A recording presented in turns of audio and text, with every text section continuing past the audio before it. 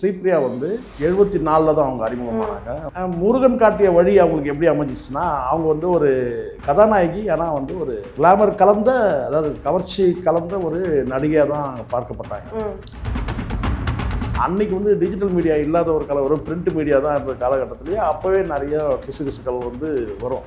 நிறைய கிசுகிசுக்கள் வந்த நடிகைன்னு சொன்னால் அதை ஸ்ரீபிரியாவை சொல்ல முடியும். அந்த லிஸ்ட் எடுத்திங்கன்னா அதில் ஸ்ரீபிரியாவை சொல்ல முடியும்.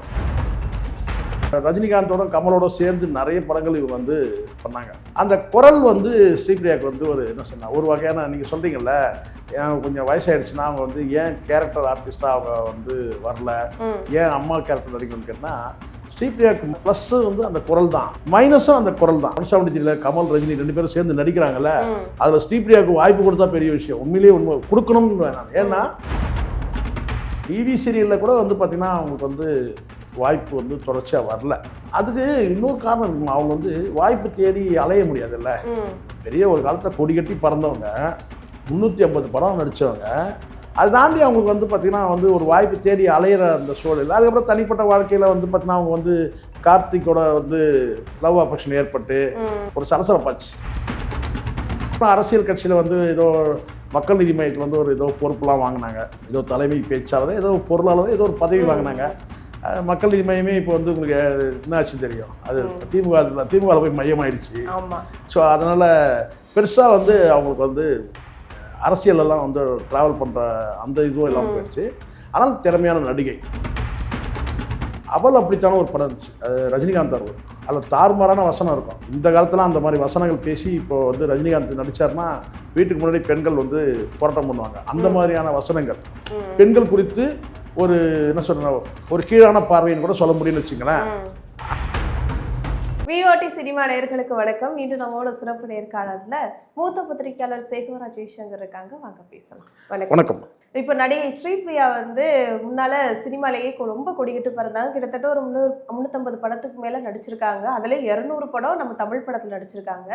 அவங்க இப்பன்னு பார்த்தோம்னா எந்த படத்துலையும் நடிக்கிறது கிடையாது. அட்லீஸ்ட் ஒரு தாய் அப்படி ஒரு கேரக்டர்லையாச்சும் நடிக்கலாம், ஆனால் அப்படியும் நடிக்கிறது கிடையாது. இப்போ எங்கே அவங்க இருக்கிற இடமே தெரியாமல் இருக்காங்களே என்ன? முதல்ல வந்து ஸ்ரீபிரியா வந்து 74 தான் அவங்க அறிமுகமானாங்க. முருகன் காட்டிய வழின்னு ஒரு படம். ஆரம்பமே நல்ல தலைப்புள்ள படம், முருகன் காட்டிய வழி. முருகன் காட்டிய வழி அவங்களுக்கு எப்படி அமைஞ்சிச்சுன்னா, அவங்க வந்து ஒரு கதாநாயகி, ஆனால் வந்து ஒரு என்ன சொல்கிறது, ஒரு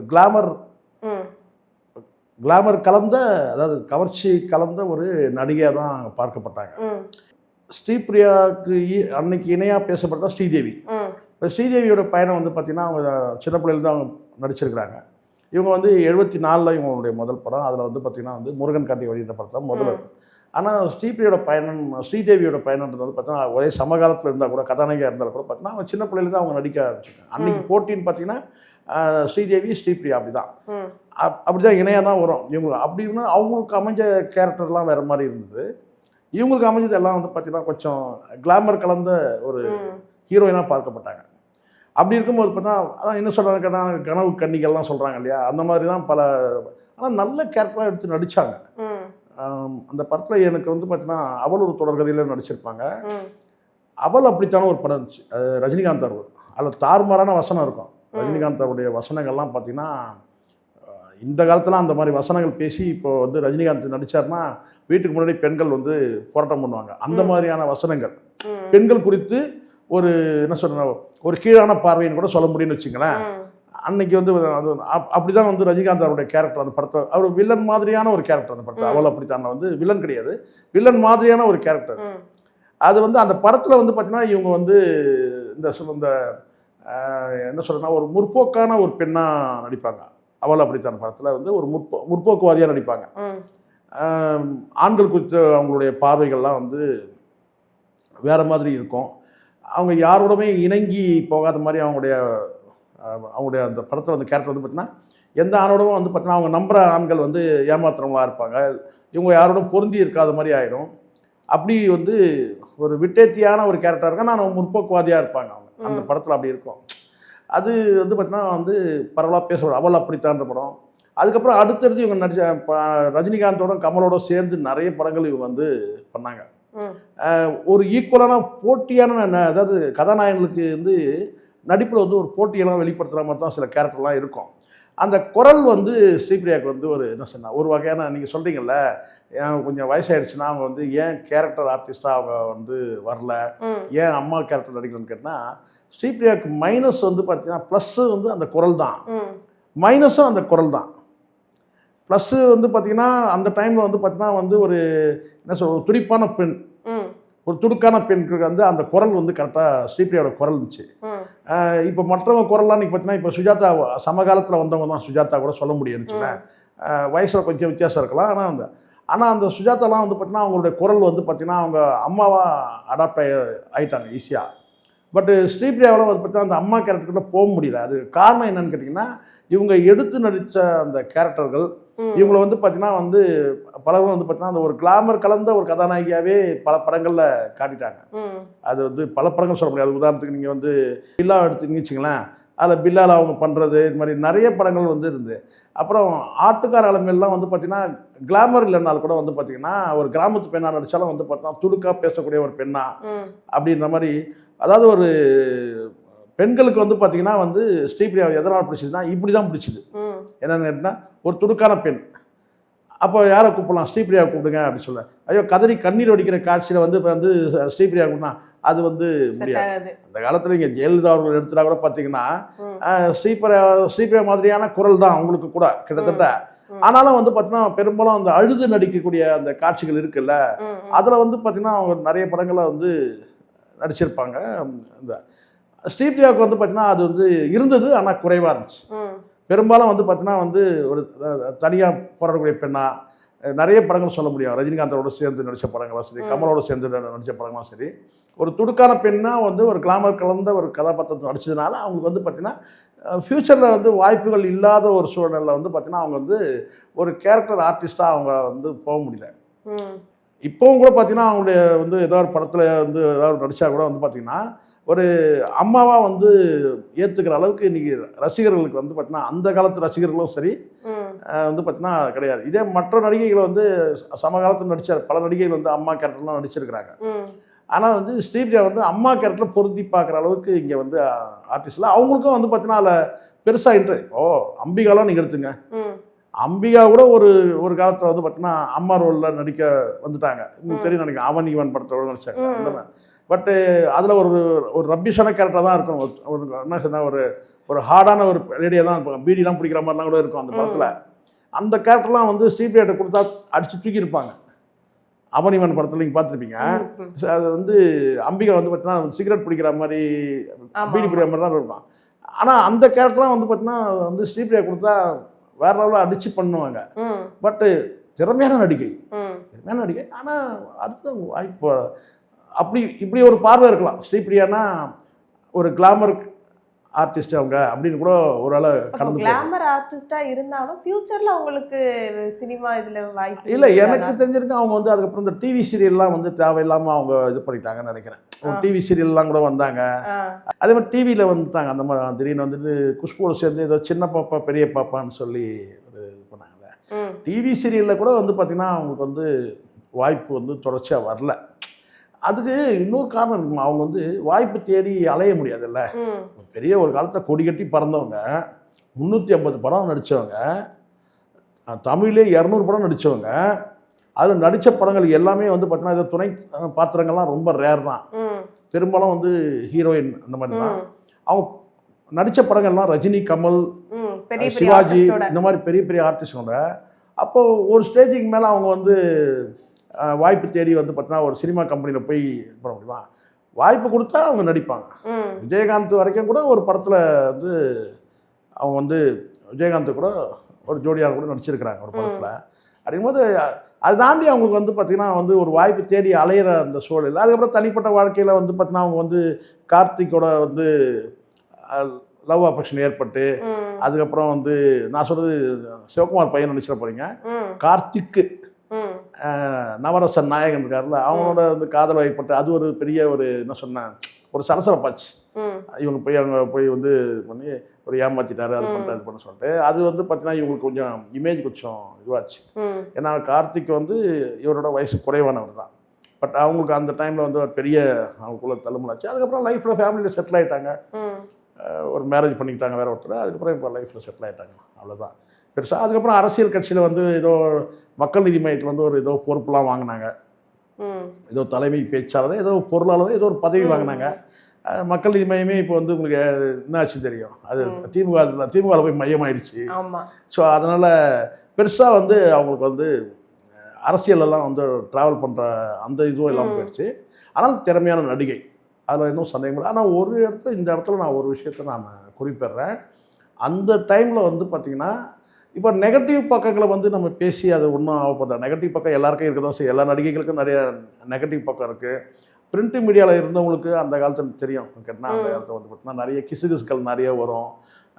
வந்து அதுவும் இன்றைக்கி தான் இந்த டிஜிட்டல் மீடியா அது இருக்கிறதுனால ஓரளவுக்கு வந்து பார்த்தீங்கன்னா கொஞ்சம் என்ன சொல்லலாம் அடங்கியிருக்கிறாங்கன்னு சொல்லலாம். அன்றைக்கி வந்து டிஜிட்டல் மீடியா இல்லாத ஒரு காலம் வரும், பிரிண்ட் மீடியா தான் இருந்த காலகட்டத்திலேயே அப்போவே நிறைய கிசுகிசுக்கள் வந்து வரும். நிறைய கிசுகிசுக்கள் வந்த நடிகைன்னு சொன்னால் அதை ஸ்ரீபிரியாவை சொல்ல முடியும். அந்த லிஸ்ட் எடுத்திங்கன்னா அதில் ஸ்ரீபிரியாவை சொல்ல முடியும். பட் திறமையான நடிகைன்னா அதில் சந்தேகமே கிடையாது. அவங்கள வந்து பார்த்தீங்கன்னா அந்த கரெக்டான அந்த அம்மா கேரக்டர்லாம் பொருந்தி இருந்துச்சுன்னா ஒரு வேளை அவங்க வந்து மாறி இருக்கலாம். திறமையான நடிகை, ஆனால் அதே சமயம் அவங்களுக்கு வந்து அந்த குரல் தான் வந்து அம்மா கேரக்டருக்கெல்லாம் போக முடியாமல் ஒரு சூழல் ஏற்பட்டுக்கலாம். அதே சமயத்தில் ஏற்றுக்க முடியுமாம்மா? இன்றைக்கி வந்து ரம்யா கிருஷ்ணனுக்கு வந்து நான் என்ன கேட்குறேன், ரம்யா கிருஷ்ணனுக்கு வந்து பார்த்தீங்கன்னா ரஜினிகாந்த் அவரோட சேர்ந்து ஒரு படத்தில் வந்து ஒரு வாய்ப்பு தரேன். நான் படையப்பா சொல்ல, இப்போ சொல்கிறேன், அந்த ஜெயிலரில் சொல்கிறேன்.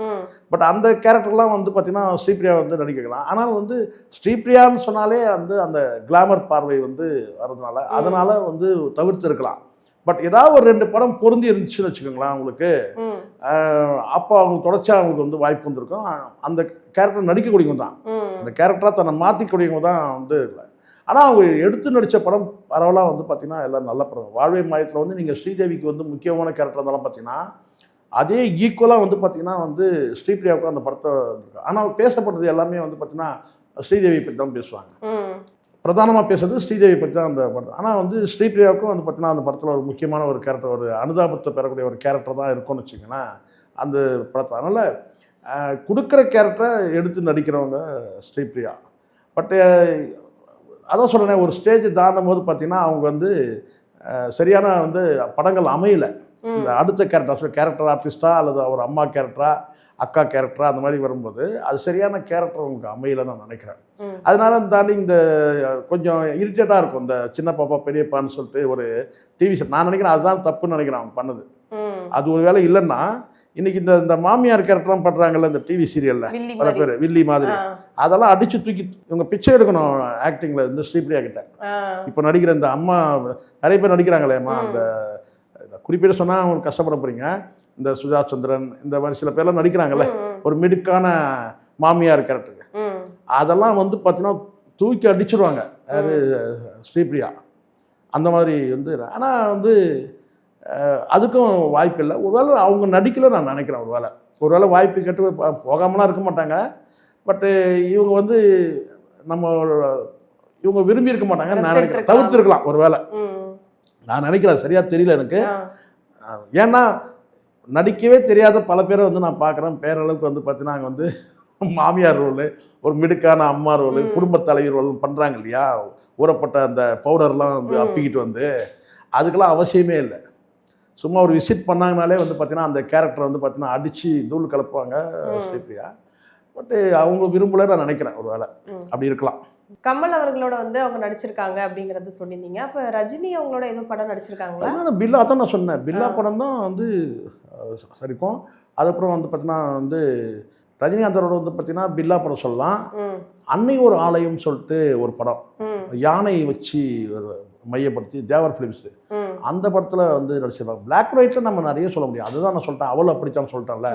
அதை நீங்கள் பார்த்தீங்கன்னா அது வேறு லெவல் படம். அது ரஜினிகாந்த் அவர்களோட ஈக்குவலாக வந்து ஆக்டிங்கில் வெளுத்து வாங்குவாங்க. ரஜினியே வந்து மிரட்டுற மாதிரி தான் இருக்கும் அந்த படத்தில், அந்த பிளாக் அண்ட் ஒயிட் படத்தில். அவள் அப்படித்தான். நான் அந்த படத்தை அப்போவே நான் 2-3 தடவை பார்த்தேன். ஒரு ஃபெமினிசம் பேசக்கூடிய கேரக்டர் அது. அந்த இடத்துல வந்து ஸ்ரீபிரியாவை தவிர வேறு யாரும் அந்த கேரக்டரை வந்து அவளை பொருந்தி நடிக்க முடியாது. கடைசியாக வந்து சோகமாக முடியும். அந்த நீங்கள் படம்லாம் நீங்கள் பார்க்கறதுக்கு வாய்ப்பு இல்லை. நெட்ஃப்ளிக்ஸில் ஏதாவது இருந்தால் போய் பாருங்கள். நான் எப்போது பார்த்தது அதெல்லாம், சரிங்களா? நான் 35 வருஷத்துக்கு முன்னாடி பார்த்தது. அது ஃபெமினிசம் பேசக்கூடிய கேரக்டர்.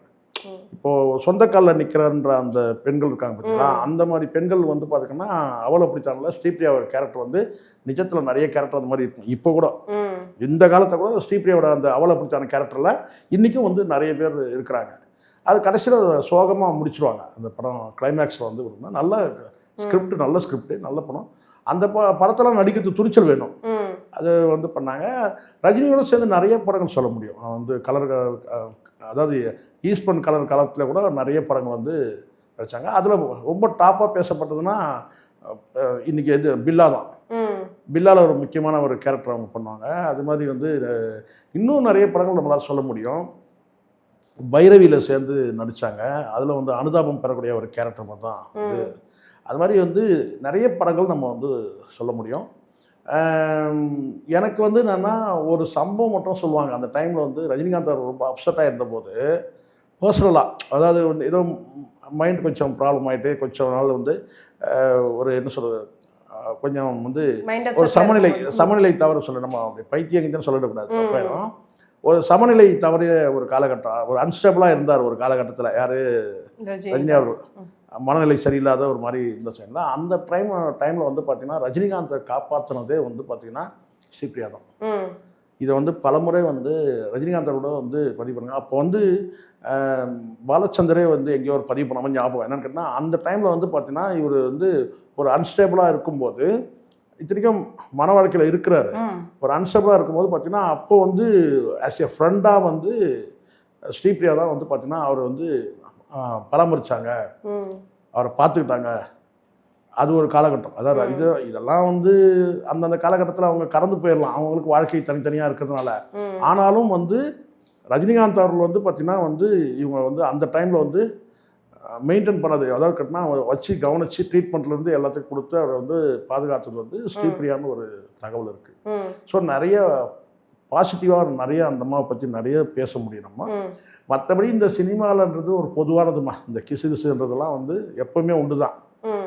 அது பர்சனல், முழுக்க நம்ம பர்சனல் எடுத்து பேசணும் கிடையாது. இப்போ நம்ம பேசுனது எல்லாமே வந்து பார்த்திங்கன்னா ஸ்ரீபிரியாவோட வந்து பார்த்திங்கன்னா அந்த திரைப்பயணத்தில் அவங்க வந்து ஒரு 350 படம் 200 படம் வந்து பார்த்திங்கன்னா தமிழ் படத்தில் நடிக்கிறதுலாம் சாதாரணம் இல்லை. அதில் அவ்வளோ நடித்த ஒரு நடிகை வந்து பார்த்திங்கன்னா இப்போ வாய்ப்பு இல்லை அப்படின்னு சொல்லி நம்ம குறைச்ச மதிப்பிட வாய்ப்பு ஓரளவு அவங்க மறுத்து கூட இருக்கலாம், சொல்ல முடியாது, சரிங்களா? அதனால் இதுதான் ஸ்ரீபிரியா கொடுத்து பேசணும்னா இதுதான். ஆனால் ஃபெமினிசம் கேரக்டரில் வந்து நீங்கள் பார்க்கணும், அவளை பிடித்தான எடுத்து பார்த்தீங்கன்னா தெரியும். அவங்க வந்து பேசக்கூடிய அந்த முற்போக்கான வசனங்கள் வந்து ரொம்ப விட்டேத்தியாக அந்த குரலை அப்படி தூக்கி பேசுறது பெரிய ஜாம்பவனுங்க அந்த காலத்துலேயே. யார்? ரஜினி, கமல். ஆனால் ரஜினி, கமல் 2 பேரும் நடிப்பாங்க அந்த படத்தில். இவர் வந்து கமல் வந்து விரும்புகிற மாதிரி ஒரு கேரக்டர், ரஜினி வந்து பார்த்தீங்கன்னா யூஸ் பண்ணிக்கிற மாதிரி ஒரு கேரக்டர். அது எவ்வளோ சவால் பாருங்க. இன்றைக்கி பெரிய ஜாம்பவனுக்கு தானே. இன்றைக்கி ரஜினி கூட நடித்தா பெரிய விஷயம், கமல் கூட நடித்தா ஒரு பெரிய விஷயம். உள்ளபடியே நான் கேட்டேன், 173 கமல் ரஜினி 2 பேரும் சேர்ந்து நடிக்கிறாங்கல்ல, அதில் ஸ்ரீபிரியாவுக்கு வாய்ப்பு கொடுத்தா பெரிய விஷயம். உண்மையிலேயே கொடுக்கணும்னு நான். ஏன்னா அவளை பிடித்தான படத்தில் நீங்கள் பார்த்தீங்கன்னா கிட்டத்தட்ட இந்த வருஷ கணக்கு பார்த்தீங்கன்னா ஒரு 45 வருஷத்துக்கு முன்னாடி வந்த படம்.